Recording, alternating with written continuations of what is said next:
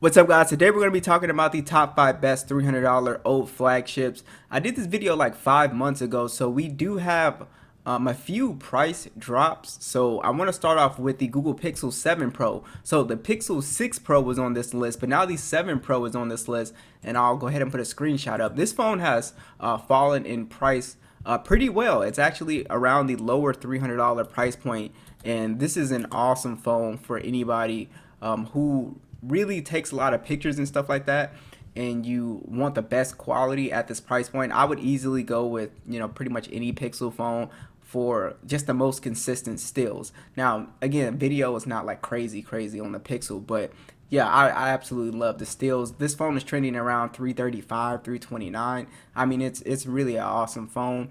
I really like the design on here as well too. If you guys have seen the Pixel 9 leak designs, they kind of are getting away from this design, and it's kind of sad, but I like this design. It has a really nice look to it.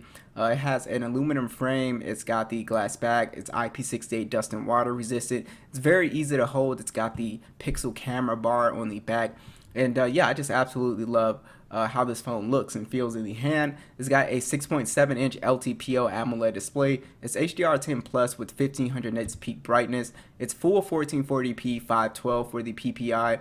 Overall, a beautiful display as well. Don't really have any complaints with it. It is a curved panel as well too, which again, I like curved panels, but I know quite a few people don't.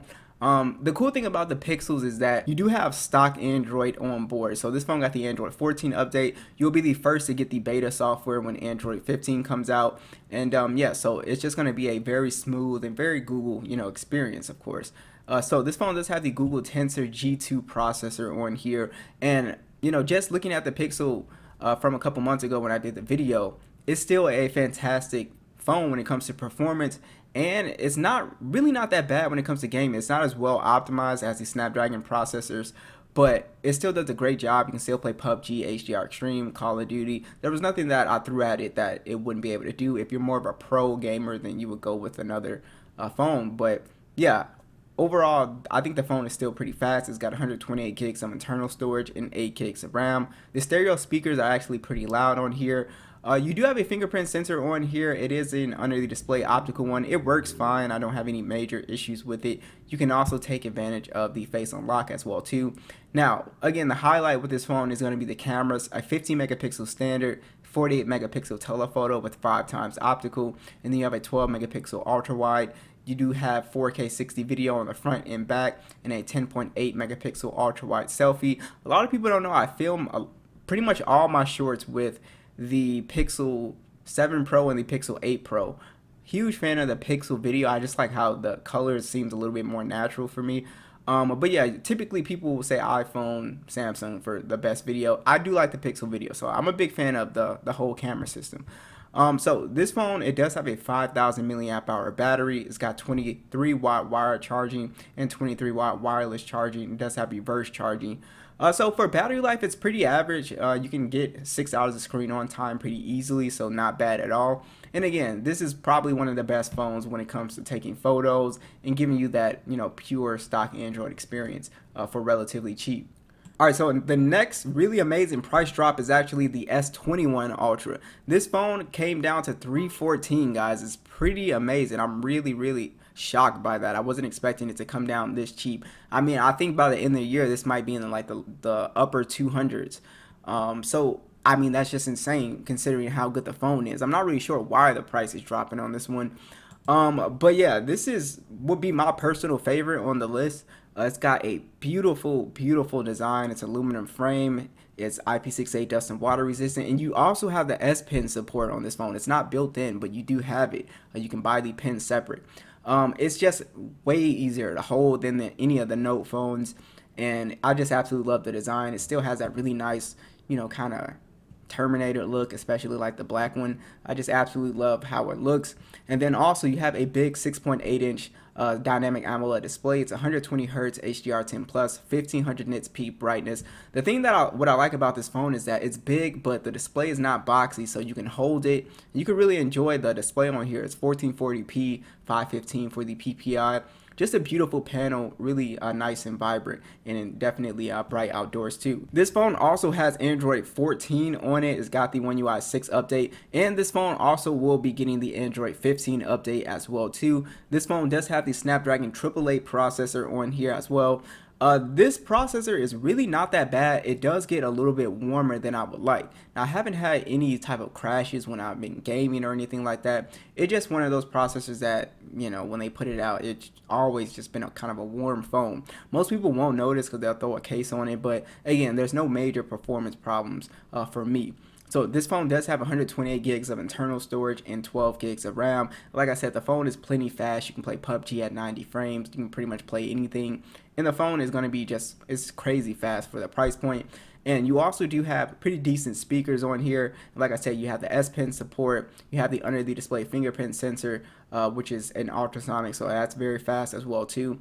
This phone actually has a pretty impressive camera setup. If you guys saw the day in the life video that I did with this phone, then you know that this phone just killed it when it came to the stills, and also the zoom photography was still top notch on this phone. I was just blown away by how good this phone still was. It's 108 megapixel standard, 10 megapixel telephoto, 3 times optical, 10 megapixel periscope telephoto, 10 times optical. It has the 100 times, you know, space zoom, 12 megapixel ultra wide. It shoots in 8K 24, and you have a 40 megapixel selfie that shoots in 4K 60. The shots on here are going to be phenomenal, guys. Really well detailed, great color. I mean, the pictures really speak for themselves. Like I said, check out that video that I did. I was just, you know, pretty impressed. The only thing about like these phones is that I think the selfie, you always have to kind of edit the selfies, the color on them, because it does kind of like the skin whitening thing, which I'm not a big fan of. But that can be easily fixed with a little bit of editing. But yeah, overall the cameras are just really nice. I really enjoy the image quality. So this phone does have a 5,000 milliamp hour battery. It's got 25-watt charging, wireless and reverse wireless charging. Battery life on here is still pretty average for the most part. Again, you're looking at around like 6 hours of screen on time for a light user. For a more heavier user, you can expect that you're gonna have to charge this phone a little bit. But overall, I do think the battery life is fine for the most part. But just like I said, my favorite pick on the list. All right, guys, next is the iPhone 12. This phone actually has gotten a big price drop as well too. You can find these for around $265 now. Like I said, it's really looking like one of the best times to buy an old flagship now. The prices have just really come down a lot. And yeah, this is an awesome iPhone. I mean, it's just extremely cheap at this point. So it's aluminum frame. You have IP68 dust and water resistant. It still has that very modern look to it as well too. It's got that, you know, kind of boxy look, and the cameras pretty much, you know, if you switch them around, they pretty much look like the latest iPhone as well too. So it's still got that very nice modern look to it, which I really like. It's got the Super Retina XDR OLED display. It's HDR10. It's 1200 nits peak brightness. It is a 1080p plus resolution display at 460 for the PPI. Overall, a very nice display. I do think the notch is getting a little bit dated in 2024, but it is Apple, so you know, I mean, it doesn't matter at this point. But yeah, the display on here is actually a very nice color accurate display. I really like the colors on here. This phone, it does have the latest version of iOS, so this phone should get a couple more updates as well too, and it has the Apple A14 chipset on here. The phone is still blazing fast. It's still very fast when it comes to performance, gaming, pretty much anything I threw at it. It still had really good performance. It's got 64 gigs of internal storage and 4 gigs of RAM, which I think is a little bit low in 2024, so I would opt for the 128 gig and just pay a little bit more money, since it is basically under 300 bucks at this point. So the stereo speakers are solid on here. Of course, you got Face ID and all that good stuff. The cameras on here, I still think this probably takes some of the best video. I'm a huge fan of iPhone video. It's got a 12 megapixel standard and a 12 megapixel ultra wide. It shoots in 4K 60 as well too, and video just look really natural and really good dynamic range. So like I said, I'm a big fan of iPhone video. You've also got the 12 megapixel selfie cam on here. It shoots in 4K 60 as well, and overall just excellent quality cameras on here. Like I said, if you're an iPhone fan, I would really pick this phone up. And I know a lot of people at this price range are probably looking at like the iPhone 11, 11 Pro. I would skip that and just get the iPhone 12. The cameras are really good, video is really good, the build quality is a little bit more modern as well too. You also do have on here somewhat decent battery life, nothing too crazy. It's got a 2,815 milliamp hour battery. It's got wireless charging. You can use the MagSafe accessories as well too. You also have wireless charging on here as well. And yeah, the battery performance is pretty decent on here. Before you buy, if you buy on eBay, always ask for the battery health. You want to aim for something in the upper 80s. If not, you can always just swap it out for I think like 30 bucks or something like that. But yeah, so battery life on here is going to be solid. So this is a fantastic buy. Next is the Note 20 Ultra, and this is in the upper $300 price point, and I don't think the price is going to come down at all. Even when the phone stops getting security, I still don't think it's going to come down too much. It might come down to like maybe the lower 300s maybe, but this phone just is just holding value like, I've never seen before.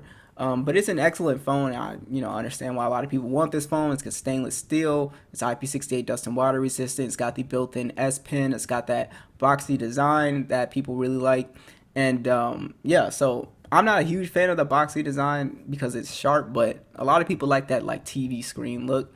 It's got the dynamic AMOLED display. It's 120 Hz HDR10 Plus. This phone has a pretty big 6.9-inch display, which is kind of unique now because Samsung really doesn't make the 6.9-inch displays anymore. It's 1440p. It's 496 for the PPI. Again, you can only use 120 Hz at 1080p.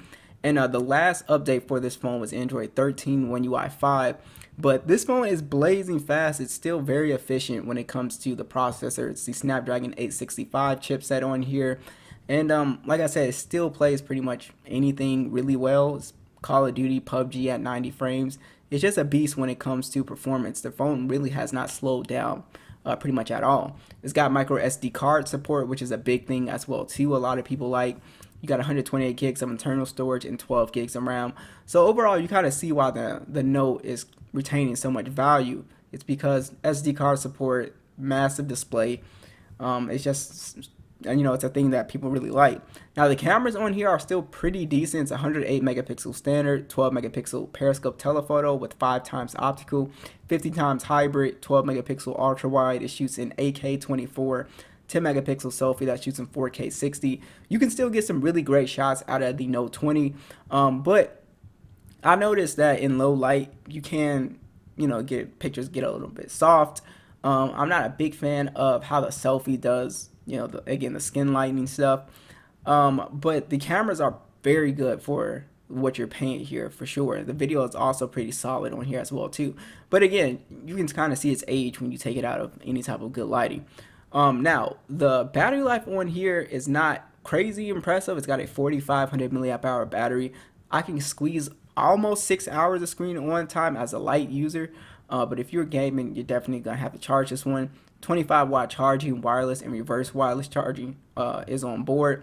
And yeah, the battery experience is just okay. You got the ultrasonic fingerprint scanner on here that works really well. It's just a fantastic phone to buy. You kind of see why it's retaining its value so much. All right, last is the Galaxy S22 Plus. This is again another shocker for me. Looking at the price drop, you can find this on Amazon for $324 now. Just a crazy price considering how well rounded the phone is. I mean, this is probably my second favorite pick on the list. This phone is extremely good, very underrated. A lot of people have forgotten about this device. But there's nothing about this device I don't like. The design on here is extremely comfortable. It's got aluminum frame. It's got the glass back, IP68 dust and water resistant. Still has a very nice looking design on here. The display is a completely flat display as well too at 6.6 inches. Dynamic AMOLED, 120 Hz HDR10 Plus, 1750 nits peak brightness, so very bright outdoors. It's 1080p 393 for the PPI. Like I said, for those who don't like the curved displays of the S21 Ultra and the Note 20, you will like this phone, and it's not like super big as well too. It's big, but it's not like crazy big. This phone also has the Android 14 One UI 6, so this phone has a few more updates as well too, which is really nice. You got the Snapdragon 8 Gen 1 on here as well too, and this phone is a beast when it comes to performance. And not only that, but this phone will potentially get the Galaxy AI features as well too. So if you pick this up for 300 bucks, you're getting basically the same features of the S24. which is going to be crazy. It dropped for the S23, so we're just waiting for the S22 series to get it. But that's going to be big because that's going to make this phone so much more valuable in the used refurbished marketplace. I think it's going to be very slept on. But performance-wise, absolutely beast. You've also got 128 gigs of internal storage and 8 gigs of RAM. Very good speakers on here. Fingerprint scanner, excellent on here. So the cameras are probably my favorite thing about this phone. It's got a 50 megapixel standard, a 10 megapixel telephoto, 3x optical, 12 megapixel ultra wide, shoots in 8K 24, 10 megapixel selfie, shoots in 4K 60. I absolutely love the cameras on here. Very good detail, good dynamic range. Does pretty decent in low light as well too. The video is solid. I like the colors on here.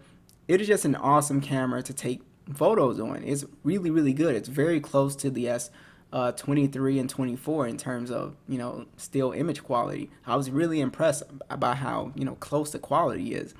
The battery life is also another highlight on here. This phone has very good standby time and just good battery life in general. 4,500 milliamp hour battery, charges decently fast at 45 watts. You also got the wireless and reverse wireless charging. This is a phone that I get really good battery life on. So this is, again, my second favorite pick. I think this is extremely solid. I think that you guys should really look into this. I have a few videos on it. But that's pretty much it, guys. Let me know what you guys think, and I'll catch you guys in the next one.